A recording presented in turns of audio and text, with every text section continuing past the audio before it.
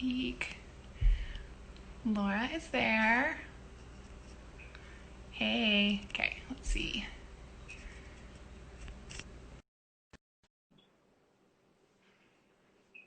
See if this works. We Yay! did We did it! We're tech savvy. it! How are you? I'm good. How are you? I'm good. Thank you so much for jumping on and for making time to talk to me today. Yeah, my pleasure. For those of you guys who don't know who signed on, thank you so much. My name is Sarah. I am director of BC Women's Health Foundation, and I am here with the lovely Laura Melling. We're coming to you today from the unceded Indigenous land belonging to the Coast Salish peoples, and I would just like to start by acknowledging the history of the spaces that we occupy and the ongoing effects of our presence where we're learning, working, and organizing today. So for those of you who don't know Laura, she is the founder and creative director of Laura Melling Studios, which is an interior design firm here in Vancouver that I believe you started in 2010, correct? Yeah, 10 years ago. I would introduce you as a community creator connector. I think we met like a little over a year ago now, and we went to Matchstick and over coffee got like super jazzed about how we could potentially elevate and celebrate your community, and think about how that would be connected into support women's health. And I feel like we've been like biding our time until we like found the right project. Totally. And it's like taken over a year, but I really feel like Changemakers Market like is that. And yeah, so I don't know if you could like just talk a little bit about how it came to be and like your involvement and yeah, like your reflection on that. Yeah, for sure. So I think it was around week 2 of the pandemic. I was having a conversation with a dear friend of mine, Tatiana Buba, she's this foundation senior director of communications, and that's when this idea for the Changemakers Market was really hatched. We were speaking about what we were seeing in the small business space in response to the global pandemic, and this incredible pivot and resilience that we were seeing, specifically in women entrepreneurs. And there was also this really intentional shift in terms of an individual's supply chain and thinking about where do things come from? Who am I supporting? And I think for the first time certainly for me personally and Tatiana, like we were just like, for the first time in a long time, we felt like we could actually make a difference. And we knew that by buying local from a place that we knew, that business was that much better off, right? As opposed to Amazon, maybe like I would have done before. Yeah. And, we also spoke about, I was reading in some of kind of the national media about, there was just this thread of kind of negativity, and we wanted to change that and reimagine something that can coexist that's also really positive and really supportive. And so, yeah, the Changemakers Market is just this living, breathing proof of the capacity that can happen when like-minded people come together to make a difference. And in this case, it's for women's health, which is just something that's so treasured for many of us, right? Yeah. Yeah. And like, what was your experience reaching out to your community? I know from our team on the foundation, we were pretty floored with the positive responses we were getting and like how quickly people were getting back to us and like how eager people were to be involved during this time that was super unsteady and like unpredictable.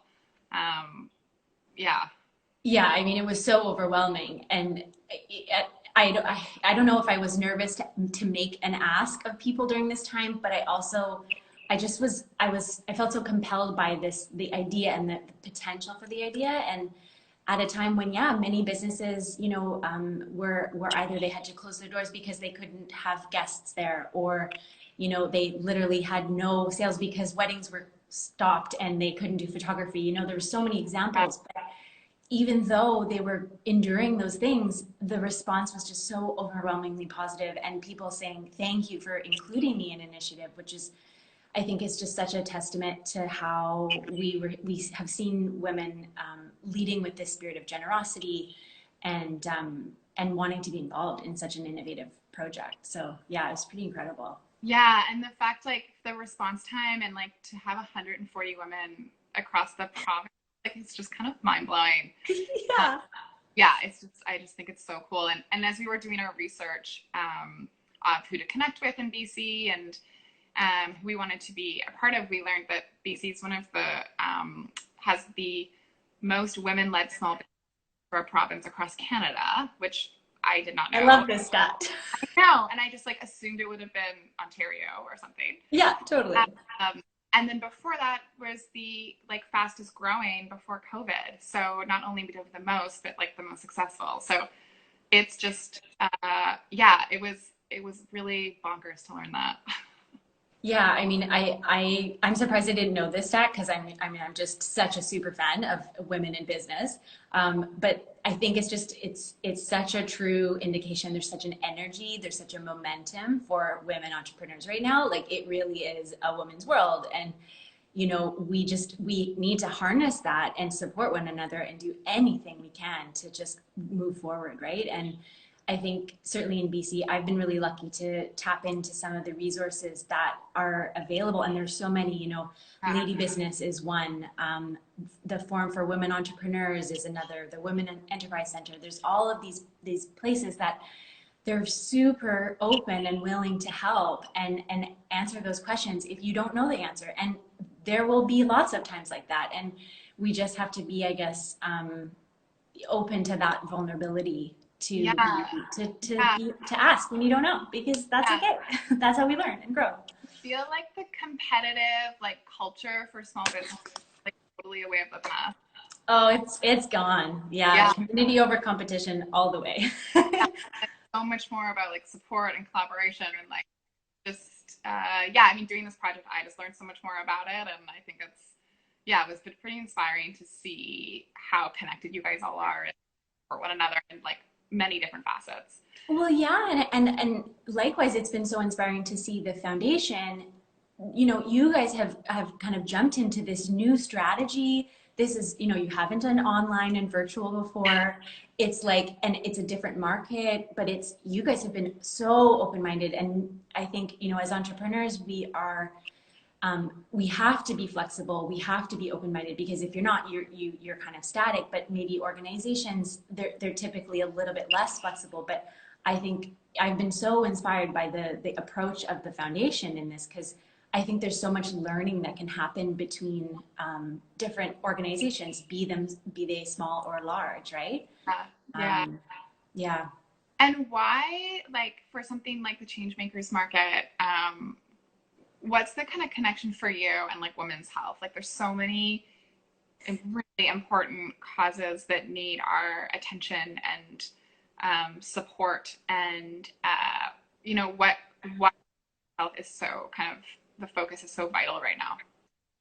Yeah, I mean, so we're in BC, we're kind of coming out of this 3 month like sequestration. When we're at home, we're like just on deck for all of the things. You're homeschooling, you're cooking, you're making sure your marriage is good, you're making sure your business is good, like your family, like your friends. And I think women really hold communities together. They create community. And so I think the health is such a pivotal piece in that, to make sure you're paying attention to what you need in this time, especially when those kind of those normal, like is just so limited and so kind of contained for the past 3 months, right? And so I personally just felt like it was almost a gift to really just reflect and have that pause and think about what's important to you. What do you want your life to be like? Who do you want in your life? And what are your values, right? Yeah. Yeah,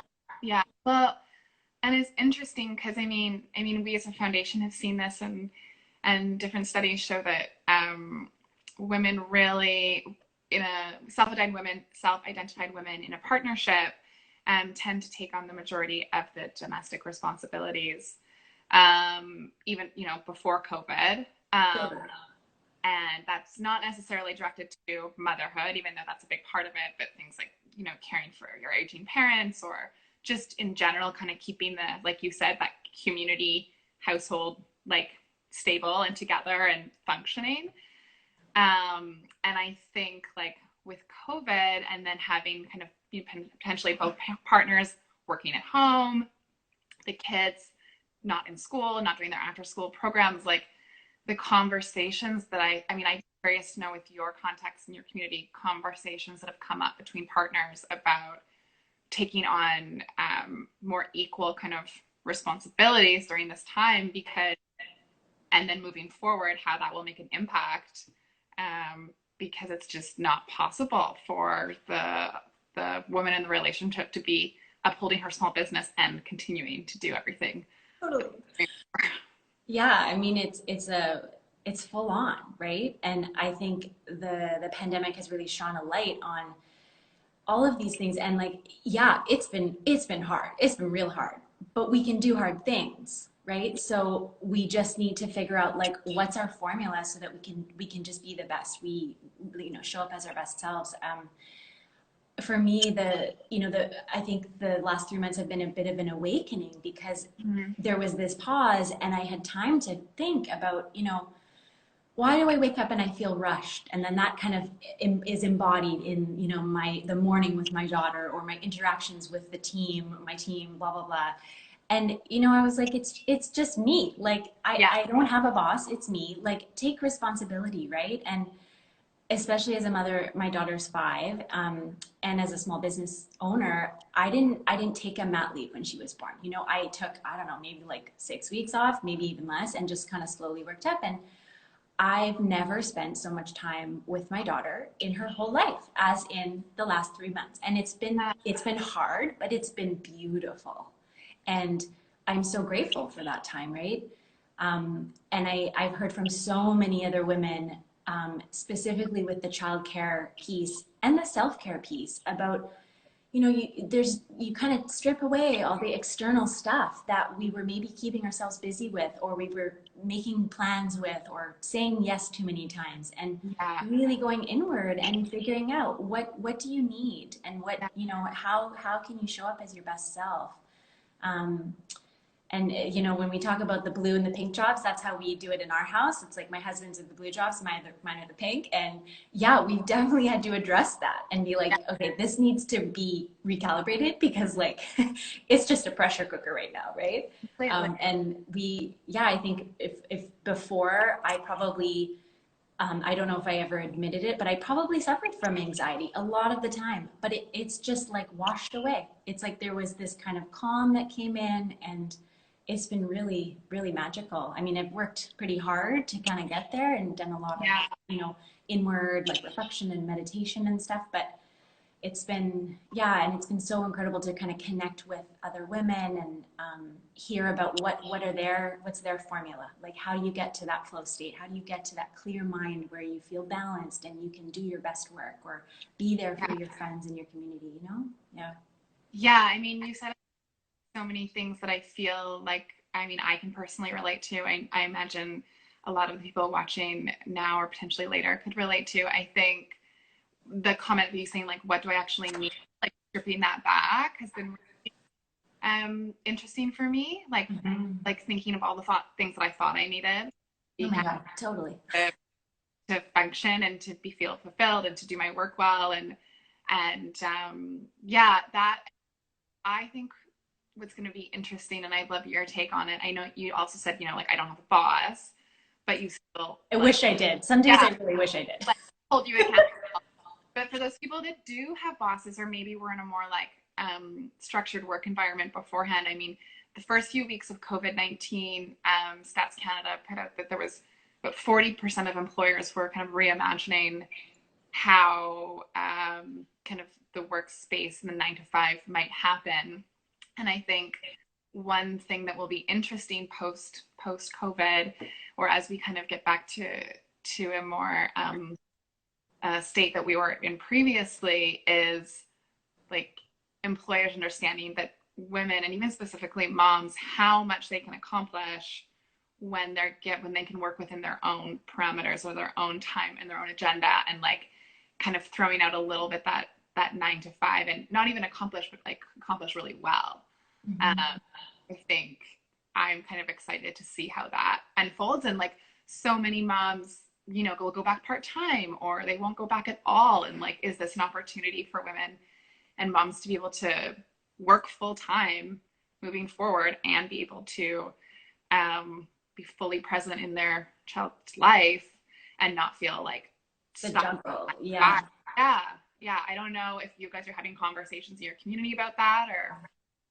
Yeah, I mean, so in BC, we have optional part-time school now for kindergarten and up, and my daughter's in kindergarten, so she goes 2 days a week. But the rest of the week, it's not like my business stops. So we kind of figure it out, and it's a bit chaotic. It's certainly intense, but we've kind of figured out a routine, and I know that a lot of friends and my community, you just think about what works the best for your family, Yeah. For us, it's been really important to get outside and be active in the morning, just to have that kind of like free space. And then we settle into, a juggle of Zoom meetings and Yeah. reading and homeschooling and cooking and cleaning. But yeah, we can do it. And I think even now, as we move into this reopening phase, like we're not really sure, the summer, not all of the summer camps are open, right? There's No. only a few. So now I'm like, what am I supposed to do? And so now that's the conversation. It's like with all of my mama friends, I'm like, what are you going to do, right? And some people have chosen to just say, okay, work's going to pause. I'm going to be with my family. Yeah. And we've just been, thinking about this new way of kind of how it all builds up. But it's interesting because I think before, I never thought that we could manage as a family without like before and after school care in addition to school. And now I'm like, no, I go pick her up at the time she finishes school, and then she comes to my studio, which happens to be under my house, which is really convenient. But Yeah. she, there's a respect and kind of understanding that mama has to work, and if you want to be here, cool. But like there has to be kind of a focus and Yeah. understanding. So Well, and I yeah. think about all of the women who maybe don't have that freedom to kind of structure their lives that way, and hopefully employers are thinking about the benefits in doing it, and especially with health. Like I think about how women are, and typically moms tend to prioritize themselves last when it comes to their health care.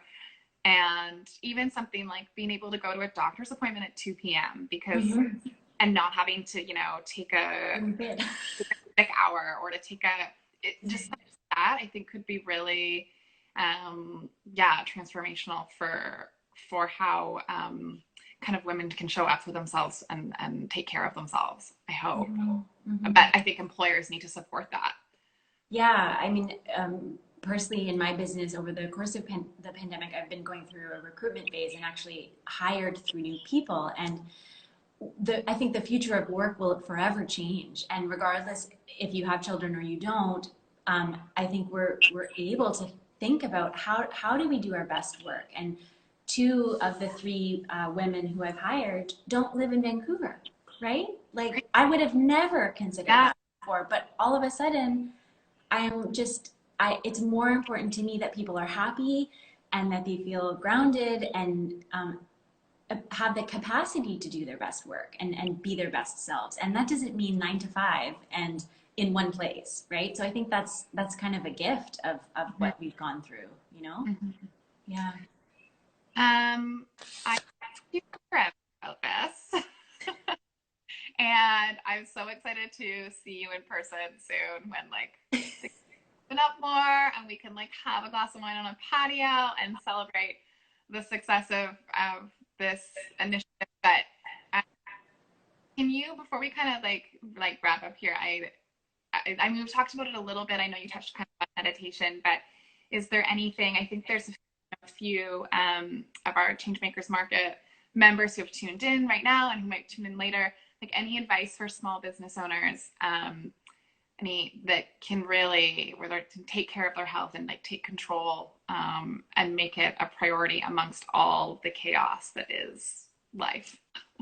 Yeah, I mean, I think we're constantly as women asked to show up for others in our life, right? Whether it's our parents, our partners, our friends, our coworkers. But I think first we need to really show up for ourselves. And in my experience, it's like once you know the formula or the ingredients to kind of get you to that sweet spot, that is really intentional and grounded and based in like well-being. Yeah. Um, you can show up, and I don't think this should be thought of as selfish in any way. I think it's actually very reciprocal in nature. One question that I've been asking friends is, are you asking for what you need right now? Because sometimes we forget, right? It's busy, and um, even, especially when you have a business, or with regards to like the work that you're doing. Yeah. It's if we're feeling grounded, we can do our best work and we can be our best selves. Yeah. Yeah. Yeah, I mean that's great advice. I think trying to, yeah, sit down, check in, figure out what works best for you and your family. And yeah, I think it'll be interesting as we kind of, I don't want to say the new normal. I don't know what that even like I means, know. but I think the reflection on the importance of health and spending time with your loved ones and like really figuring out what's important to you has been really like groundbreaking over the last few months for sure. Um, Yeah, and I think, the market it has such a full spectrum of ways to access that. And there's all of these different price points to kind of get yeah, in. There's so many, there's movement and meditation with Katie McKenzie, with Ella Ling. There's a naturopath, there's lots of naturopathic stuff. There's different health things. It's such a like Pandora's box of like, the best of the best in BC. And so I think that's a really great place to start, for either yourself or for to kind of, encourage your loved one to maybe like gift it to yeah, you. yeah, Yeah. And I mean, we're in the last, what, like few like half day left of the market, yeah. and we're, I think, almost at our goal. Yeah, I think 9 hours. I think I haven't checked. I've been kind of, refresh. I know, I know. I, I think we're at just over 25,000.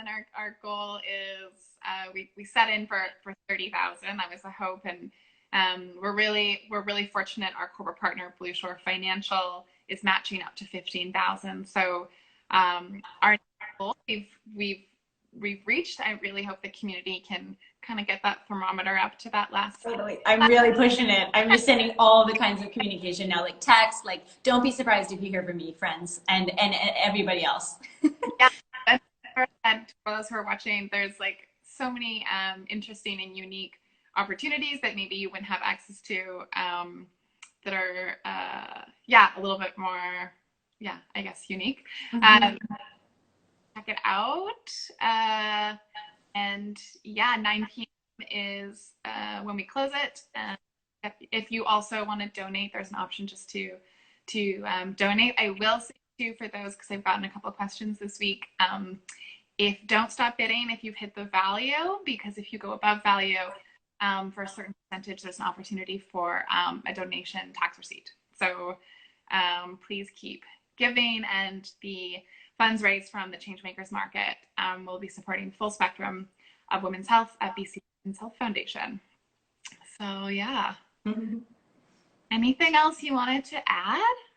Oh, it's a great time to be alive. I know we've been through something that's kind of like unprecedented, but I think it's pretty eye-opening.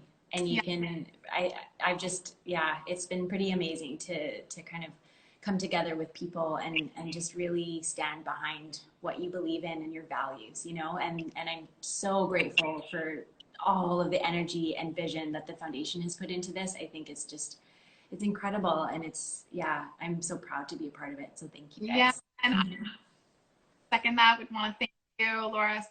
You've really been the champion for this. I've done this without you. Thank you so much. And to all of the women who participated and who've been sharing online and sharing their content, being vulnerable. We've had such powerful stories come out of this. And for our supporters who have donated, thank you. So yeah, I guess we'll sign off. Yay! And I'll see you on a sunny patio when this June weather. Sometime soon. This is, yeah, anyways.